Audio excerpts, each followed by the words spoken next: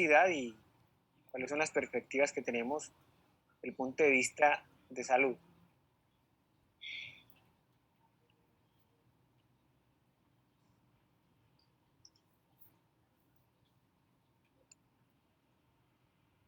Muy bien, ¿se ve bien ahí la pantalla? Sí, perfecto, César.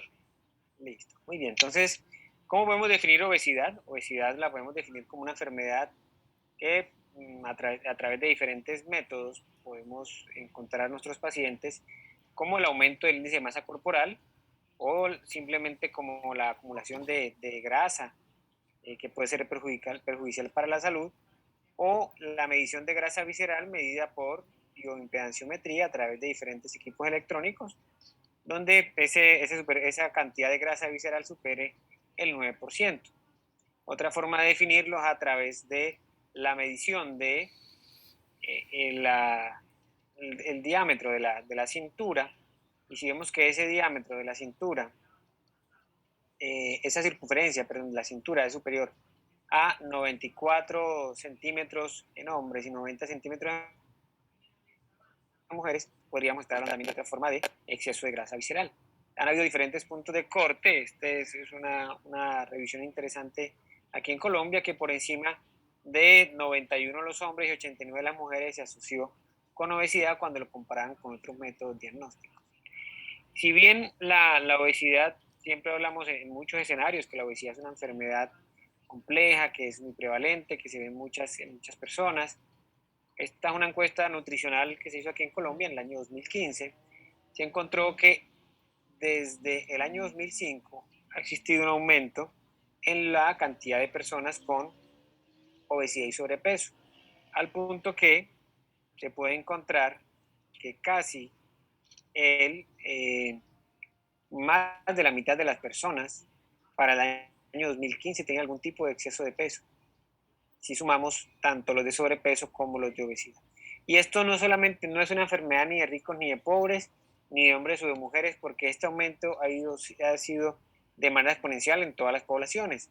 Se ha encontrado que tanto en hombres como en mujeres el aumento del peso ha ido superando el 50% para el año 2015 aquí en Colombia.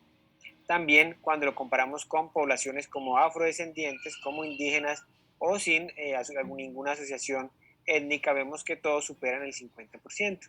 Y vemos también que en las personas, sin importar el ingreso económico, desde las personas con más bajos ingresos hasta las personas con mayores ingresos, tienen algún tipo de aumento de peso. ¿Y esto por qué es importante? Porque no es una enfermedad ni de ricos ni de pobres.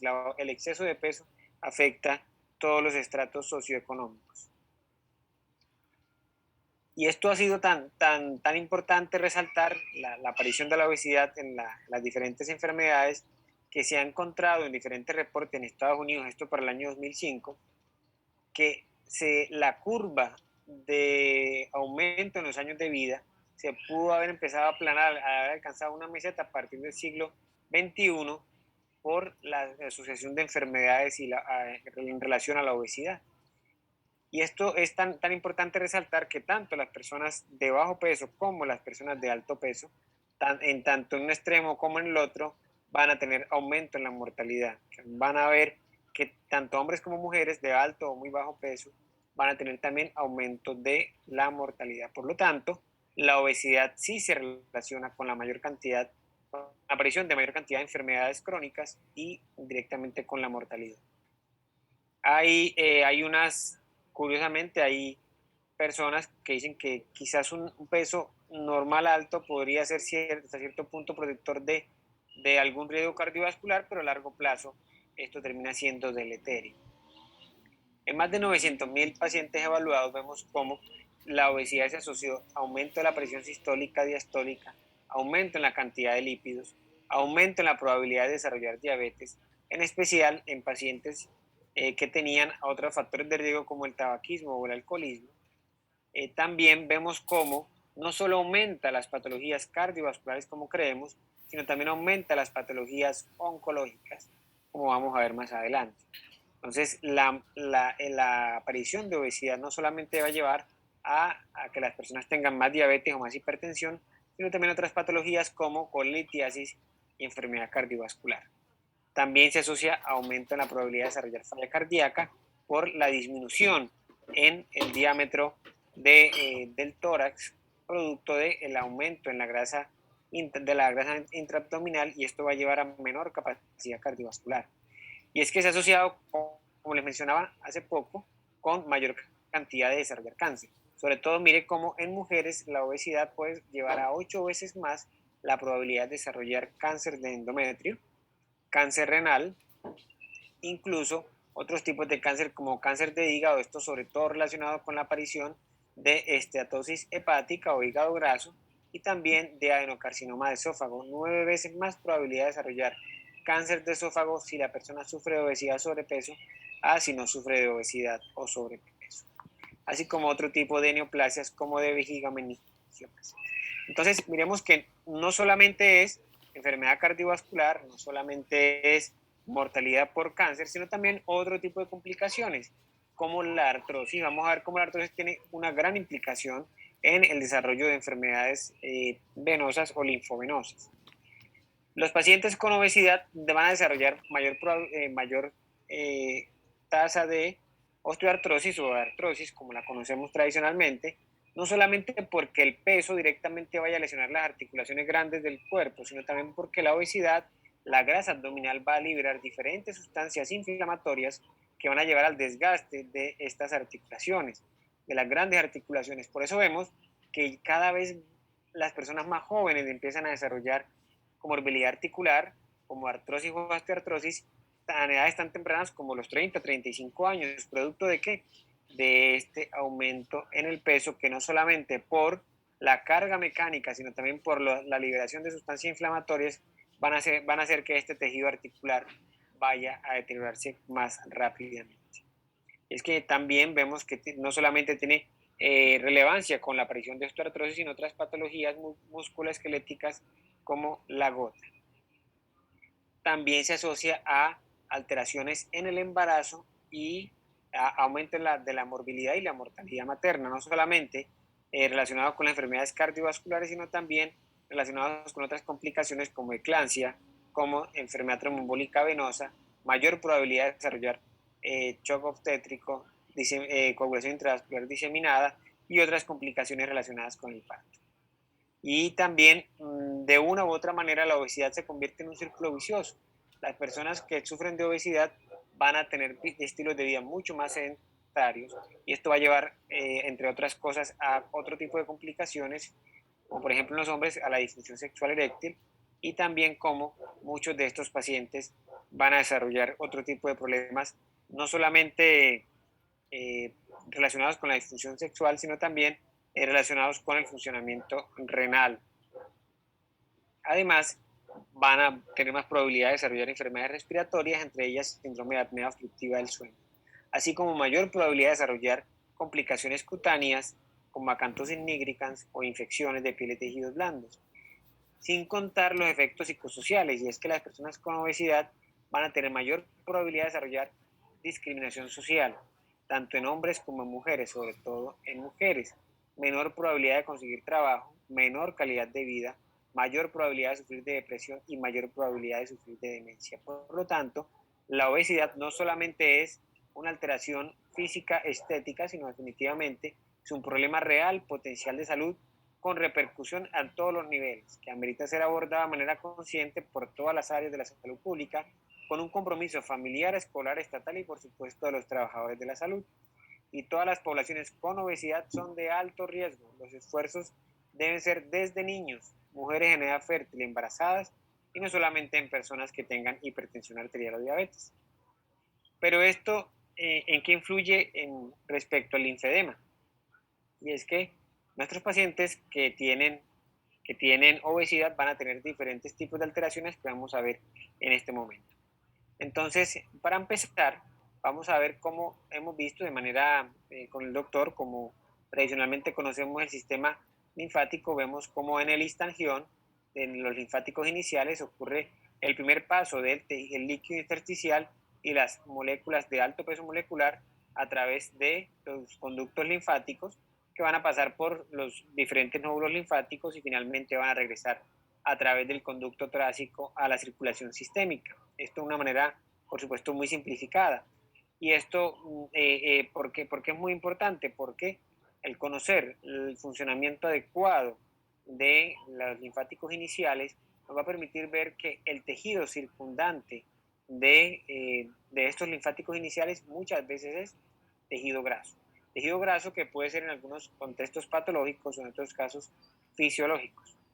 Recordar también que los linfáticos iniciales y los colectores linfáticos, sobre todo los colectores linfáticos, van a tener otro tipo de tejido circundante como pueden ser células musculares lisas que permiten la contracción de estos tejidos. Y finalmente vamos a ver cómo el ganglio linfático es una estructura muy compleja, es una estructura que tiene hilio, es una estructura que tiene circulación arterial y venosa, es una estructura que cambia con los procesos inflamatorios.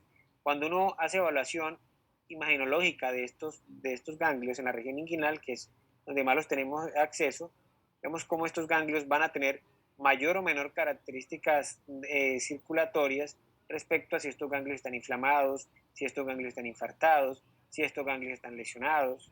Entonces, estos ganglios van a tener diferentes funcionamientos respecto al estado clínico del paciente. Pero hay unas estructuras que se nos olvidan a veces, que son importantes desde el punto de vista del funcionamiento linfático. ¿Cuál es?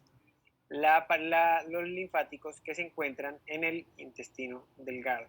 ¿Y por qué es muy importante estos ganglios linfáticos, esta circulación linfática a nivel del intestino? Porque es lo que va a permitir la absorción de grandes sustancias como kilomicrones que contienen gran cantidad de triglicéridos que van a permitir la absorción de estas sustancias de nuestra dieta.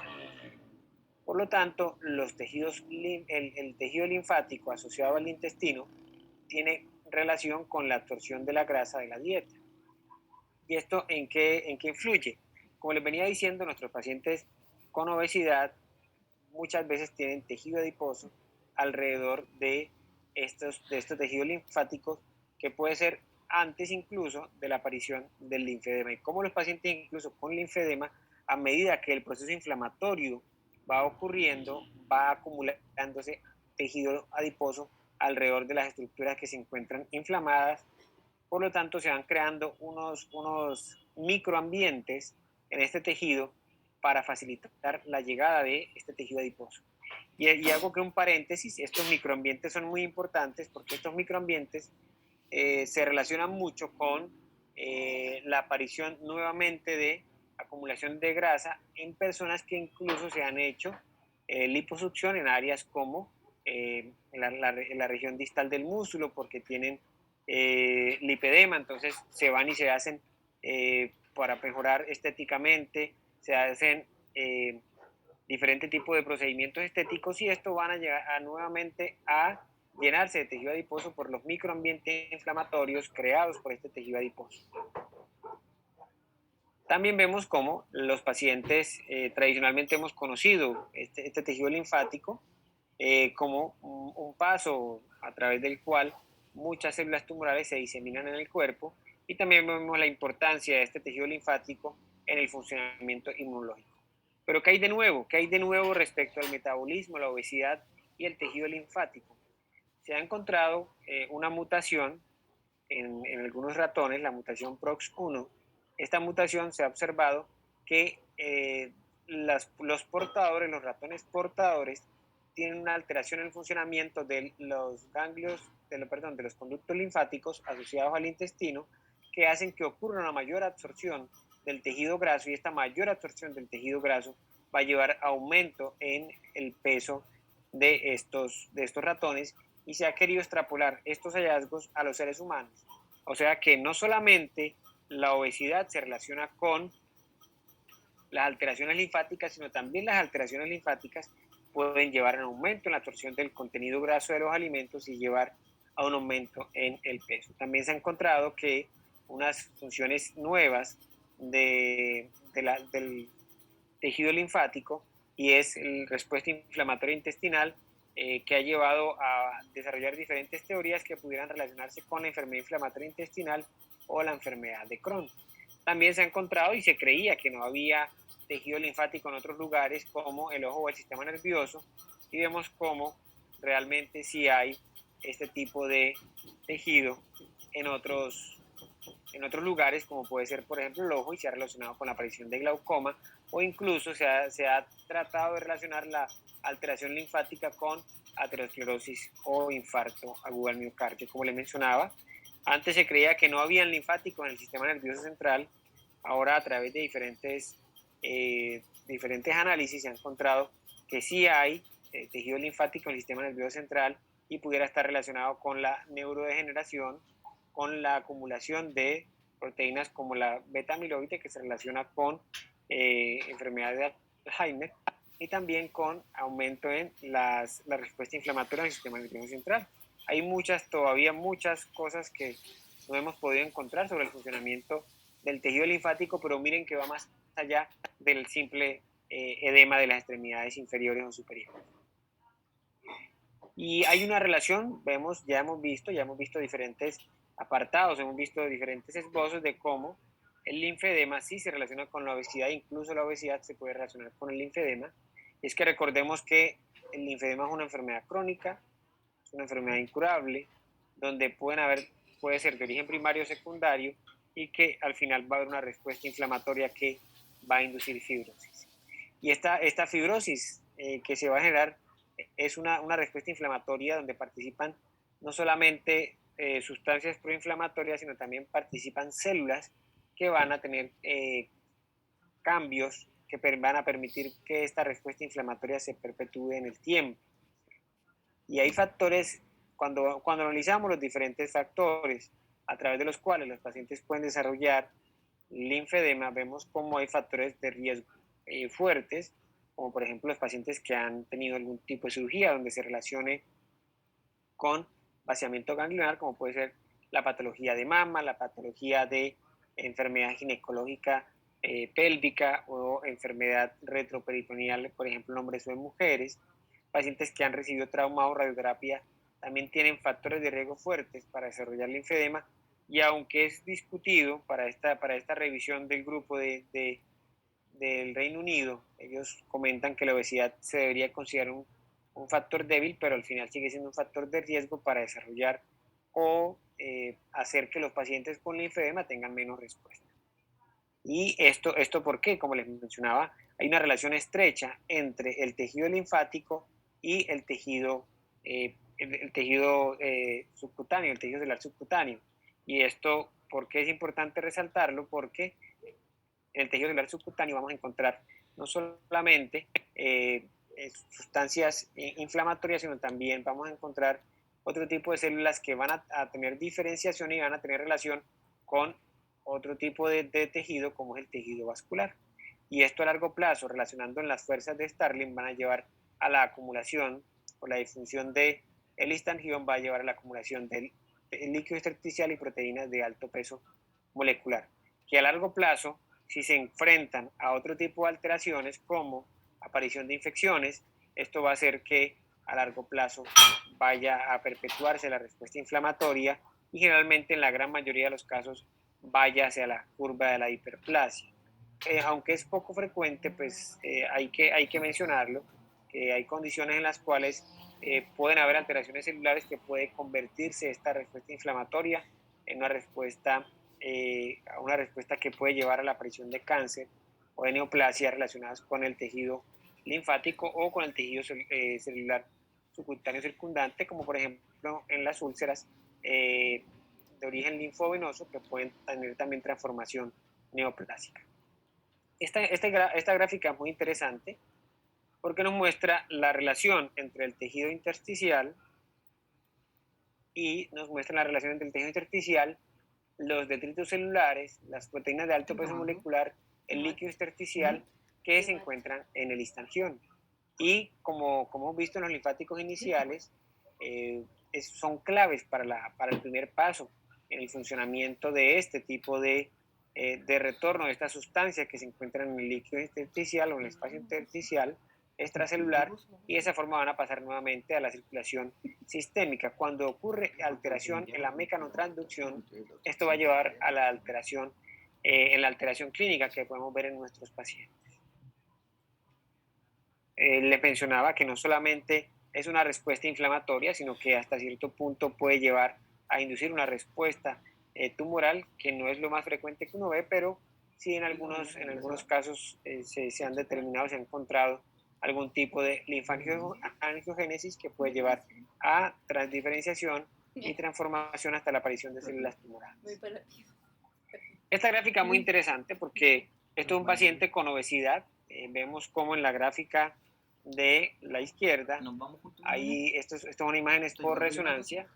Vemos cómo hay un aumento en el tejido adiposo en un paciente con obesidad, pero cuando este paciente, aparte de obesidad, tiene linfedema, vemos cómo ocurre una mayor acumulación de este tejido adiposo en el líquido intersticial. Miren la diferencia de diámetro de la extremidad y la acumulación de mayor tejido adiposo en la extremidad que se encuentra con linfedema. Y esto no solamente para la extremidad inferior, es que creeríamos que por gravedad, por mayor peso, la obesidad tiende solamente a afectar o a relacionarse con el linfedema de la extremidad inferior, pero no es así. El linfedema, la obesidad, se ha asociado también con mayor probabilidad de aparición de linfedema en pacientes llevados a mastectomía. O sea que la obesidad también es un factor de riesgo para la aparición del linfedema, no relacionado directamente con el sobrepeso en la extremidad inferior, sino también con la aparición del linfedema en la extremidad superior en pacientes llevados a cirugía de mama. Y no solamente con la aparición, sino también con la poca respuesta al tratamiento del linfedema con tratamientos transdisciplinarios del linfedema, porque esto va a llevar a disminución en la capacidad de la respuesta clínica en estos pacientes. Y eso se puede ver incluso desde antes de la aparición del linfedema. Los pacientes con obesidad pueden desde antes incluso tener alteración en la movilidad del tejido linfático, esto evaluado por linfogammagrafía, porque hay disminución de crecimiento de las macromoléculas, por lo tanto podemos decir con toda tranquilidad que nuestros pacientes hay una relación recíproca entre obesidad y linfedema. Recordemos que no todo es todo aumento del volumen de la extremidad, no siempre es linfedema. Recordemos también la aparición del lipedema, que podemos ver casos tan grandes como la que podemos ver en este paciente, que empezó siendo un lipedema simétrica, la extremidad respetaba inicialmente el dorso del pie y tardíamente este paciente presentó linfedema, pero inicialmente fue un lipedema. Respecto al lipedema, que es algo que siempre llega a este tipo de escenarios, definitivamente el lipedema es una condición clínica que lastimosamente no tiene una cura específica o un tratamiento específico, que no se va a mejorar con la disminución del peso, el aumento del volumen de la extremidad no va a mejorar directamente con el peso. ¿Y por qué? Porque hay factores hormonales, hay factores inflamatorios locales que van a llevar a la acumulación de tejido adiposo en ciertas áreas del cuerpo. No es solamente es porque los pacientes con obesidad van a desarrollar lipedema, no. Los pacientes incluso flacos, pues, que tengan factores genéticos hereditarios, van a tener probabilidad de desarrollar lipedema sin haber tenido nunca obesidad incluso. Claro que en fases tardías estos pacientes pueden desarrollar en algunos casos, no es lo más frecuente, el linfedema. Y recordar que este tipo de respuesta inflamatoria o de acumulación de tejido adiposo en ciertas áreas va a generar un tipo de inflamación que es una inflamación neurogénica que va a hacer que estos pacientes tengan mayor sensibilidad y esta mayor sensibilidad va a llevar a que estos pacientes consultan con muchísima frecuencia buscando una solución muchas veces más al dolor que al aumento del volumen de la extremidad. Como les mencionaba, generalmente los pacientes con lipedema es una enfermedad que es más simétrica, que es bilateral, que se asocia a signo de Stemmer negativo, tiene marcada tendencia a la aparición de hematomas. Por lo general, la extremidad no cambia con la pérdida de peso y los síntomas van empeorando a medida que va cursando el día y muchos de estos pacientes empiezan a hacer telangiectasias o incluso áreas de sensación de frío o hipotermia o hipotermia en áreas en las áreas afectadas. Si creemos, pues hay diferentes formas de clasificarlo. Lo importante de esto es pues, mencionar que es una patología que es simétrica, que es frecuente y que puede desde fases iniciales como esto, que muchas veces nuestros pacientes consultan diciendo que tienen dolor en la cara interna del músculo, han consultado a fisiatra porque se asocia muchas veces a patología por patología del abductor, se asocia también a enfermedad ligamentosa. Muchos de estos pacientes tienen alteración también de su percepción personal, deterioro de la autoestima, van a tener depresión, ansiedad, entonces van a saber este tipo de complicaciones a largo plazo. Y esta pues es la evolución, no natural, pero sí la evolución en muchos de estos pacientes con lipedema, que no solamente afecta la extremidad inferior, también puede afectar la extremidad superior, y ustedes van a ver con frecuencia que muchas veces se asocian a patología ortopédica o mal apoyo plantar por pie plano. Muchos de estos pacientes van a ser también genovalgo o genovaro, generalmente lo que más desarrollan es genovalgo, y entonces los pacientes tienden a consultar muchas veces es más por dolor, como les decía hace un momento. Lipedema no es obesidad, obesidad no es linfedema, cada una de estas tiene características clínicas totalmente distintas, pero al final definitivamente la obesidad sí se relaciona con alteración en la función linfática y a largo plazo el empeoramiento o la aparición de disfunción linfática y linfema. Entonces, definitivamente no hay cura, pero nuestros pacientes tienen que ser abordados desde el punto de vista transdisciplinario, como siempre nos comenta el doctor Latorre. La evaluación transdisciplinaria va a permitir no solamente darle alivio a los síntomas del paciente, sino también va a tener mejor calidad de vida y disminución del riesgo cardiovascular o de otras patologías. Y es que no solamente uno cuando se enfrenta a un paciente con obesidad, uno no solamente trata de que el paciente pierda peso para que mejore la respuesta a la terapia linfática o a las diferentes terapéuticas dispuestas para ellos, sino también para mejorar su calidad de vida, para mejorar su percepción personal, para disminuir la probabilidad de desarrollo de infecciones. Y es que, como les mencionaba, muchas veces estos pacientes en realidad terminan complicándose más por otro tipo de situaciones distintas al linfedema solo. Estos pacientes, como les mencionaba, se asocian a diabetes, se asocian a mayor probabilidad de desarrollar infecciones de piel y tejidos blandos, y muchas veces lo que complica a largo plazo va a ser la aparición de infecciones de celulitis, erisipelas, otro tipo de alteraciones infecciosas. Y el abordaje, como les mencionaba, si no es transdisciplinario, no va a llevar una respuesta positiva al paciente, que explicarle claramente cuáles son las expectativas, qué es lo que se quiere en cualquiera de las condiciones.